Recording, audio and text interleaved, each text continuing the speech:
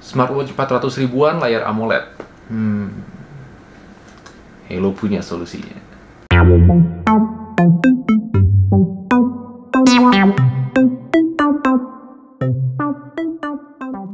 Hey, what's up everyone? Back again with me Adito di channel Adito Aditya. Nah, beberapa waktu yang lalu gue sempat ngebahas sebuah smartwatch papan atas dari Halo, yaitu Halo RT2.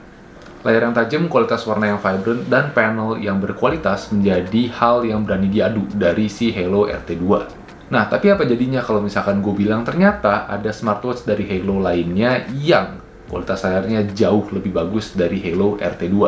Penasaran? Sebelum itu, gue mau ngajakin kalian semua buat subscribe ke channel Adito Aditya dan nyalain notification bell-nya supaya kalian gak ketinggalan video-video terbaru yang pasti gue upload setiap minggunya. Oke, tanpa lama-lama lagi, inilah dia full review dari Halo RS4. Check this out. Oke, gue akan skip ngebahas boxnya karena lagi-lagi kalian bisa lihat ini RS4, ini RT2. Boxnya sama persis, cuma bagian detailnya aja yang berubah. Di dalam boxnya kalian dapat unit dari Halo RS4-nya sendiri. Habis itu kalian juga dapat kabel charger, yang dimana kabel charger ini bisa dipakai ke semua smartwatch Halo. Dan kalian juga dapat manual book. Sesimpel itu. Kalau misalkan dari segi desain, menurut gua smartwatch ini benar-benar didesain secara mendetail untuk kalian para pencinta fashion.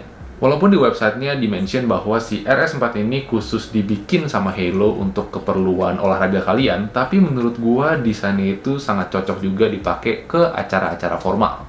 Bodinya berbahan metal bisa dibilang agak bongsor supaya layar sebesar 1,78 inch bisa masuk dengan sempurna di Halo RS4 ini. Yes, kalian nggak salah dengar, 1,78 inch yang menjadikan si Halo RS4 ini menjadi smartwatch dengan layar paling gede yang pernah gue review selama karir gue review smartwatch. Dimensi dari watch case-nya itu 45,2 mm dikali 37,2 mm dan 11,1 mm. Yang menjadikan si Halo RS4 ini cenderung lebih persegi panjang ke atas. Beratnya diklaim sekitar 48,6 gram, jadi dia nggak gitu berat dan nggak gitu ringan, nothing special. Strapnya berukuran 20 mm, yang dimana gue nggak akan bahas lagi soal kenyamanan karena lagi-lagi Halo juara urusan kenyamanan strap. Tapi ada satu hal yang pengen gue call out dari desain strapnya, karena di sini Halo berinovasi dan membuat strapnya itu desainnya jadi kayak Apple Watch, sehingga dia beda dari yang lain. Ya emang desain strap kayak gini benar-benar bikin smartwatch-nya jadi jauh lebih elegan lagi, tapi mungkin ini akan terdengar preferensi ya. Gua lebih prefer desain strap yang biasa. Karena dengan desain seperti ini, dengan gua yang lengannya gede, itu agak susah buat gua masukin strapnya. Tapi sisi positifnya adalah desainnya itu jauh lebih clean, dan karena sisa strapnya itu berada di dalam, jadi dia nggak akan ngeganggu, nggak akan nyangkut kalau misalkan kalian pakai lengan panjang ataupun jaket. So overall, menurut gue desainnya 7/10.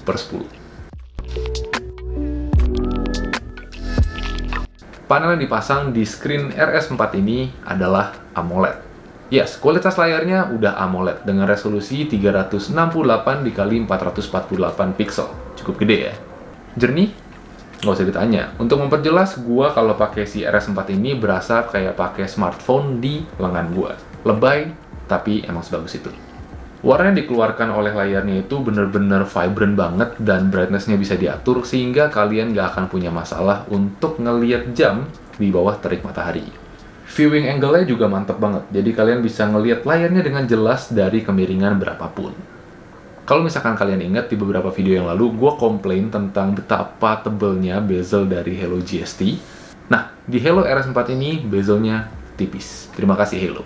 Sayangnya di sini nggak disebutin kualitas kaca yang dipakai sebagai layar dari RS4 ini. Jadi gue nggak tahu ini Gorilla Glass atau apa.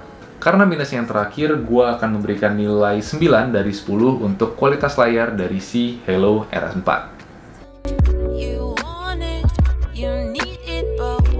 Baterai dari Halo RS4 ini berukuran 230 mAh, yang diklaim sama Halo di websitenya, dia bisa bertahan 10 hari dengan full push notification. Nah, kalau misalkan kalian pakainya standby aja, kalian nggak konekin ke smartphone kalian, Halo ngeklaim baterainya itu bisa bertahan 25 hari. Lama juga. Tapi karena gue baru pakai si Halo RS4 ini sekitar 2 hari, jadi gue akan kasih updatean tentang kualitas baterainya melalui Instagram gue. So make sure kalian follow. Tapi kalau kita menilai dari klaimnya, kualitas baterainya menurut gua 9 dari 10. Menurut gua nggak ada yang istimewa dari part ini karena kita nggak ngedapetin sesuatu hal yang berbeda yang biasa kita dapetin untuk smartwatch budget friendly. Fitur kayak step counter, heart rate monitor, SpO2, weather, sleep monitor, notifications, music control, find my phone, dan breath training semua hadir di RS4 ini. GPS tentunya absen mengingat harga dari si RS4 ini jatuh ke kategori smartwatch budget friendly. Untuk sports mode-nya sendiri dia ada 12, mulai dari jogging, fast walking, biking, climbing, sampai rolling semuanya tersedia. Kalau misalkan gue ditanya hal yang istimewa dari feature ini, mungkin penempatannya dan tampilan menunya. Karena instead of dikasih list view seperti kebanyakan smartwatch Halo, kalian dikasih menu dalam bentuk grid view, dan colornya itu juga vibrant banget, pilihannya juga super colorful, sehingga jadi lebih fun aja gitu kalau misalkan kalian geser-geser menunya. Cuma minusnya adalah kalian harus hafal icon-iconnya karena dia nggak dikasih nama di menu view-nya. Water resistant IP68 juga disertakan di Halo RS4 ini sehingga aman kalau misalkan kalian mau ajak si bongsor ini main air. Karena nggak ada yang istimewa dari segi feature-nya, jadi gue kasih nilai 6 dari 10. Watch face merupakan section lainnya yang bikin gue kecewa banget. Halo Fun cuma menyediakan 31 watch face untuk si Halo RS4 ini yang dimana dari 31 watch face tersebut, gue cuma suka kurang dari 10. Cukup mengecewakan mengingat kualitas layar dari RS4 ini yang bener-bener bagus banget. Sehingga ya sayang aja kalau misalkan pilihan watch face-nya cuma 31. Dikit banget, men. Untungnya custom watch face disediakan sama Halo di Halo RS4 ini. Jadi ya sedikit mengobati lah. Tapi tetap aja, karena hal tersebut gue memberikan nilai 5 dari 10 untuk watch face dari RS4.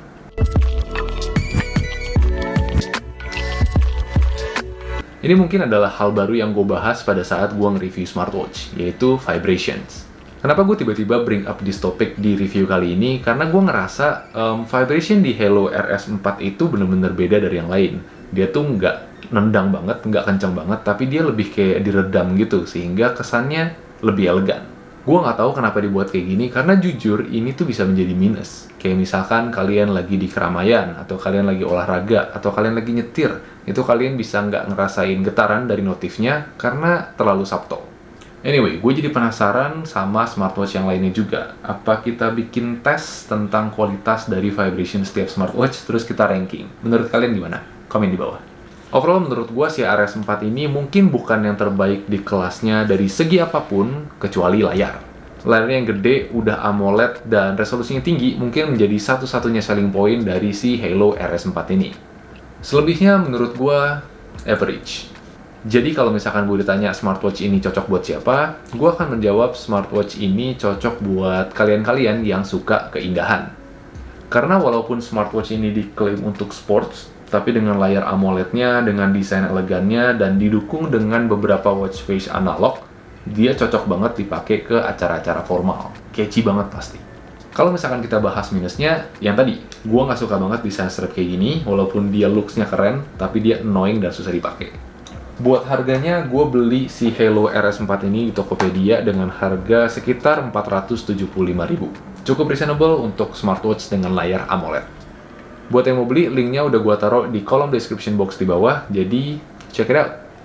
Oke, gue rasa sekian dulu review gue tentang si Halo RS4, dan buat teman-teman yang suka sama konten-konten kayak gini, jangan lupa like, share, dan subscribe buat nunjukin dukungan kalian terhadap channel Adito Aditya. Alright, as always, last but not least, keep learning, but take it slow. Adito out, see you in the next video.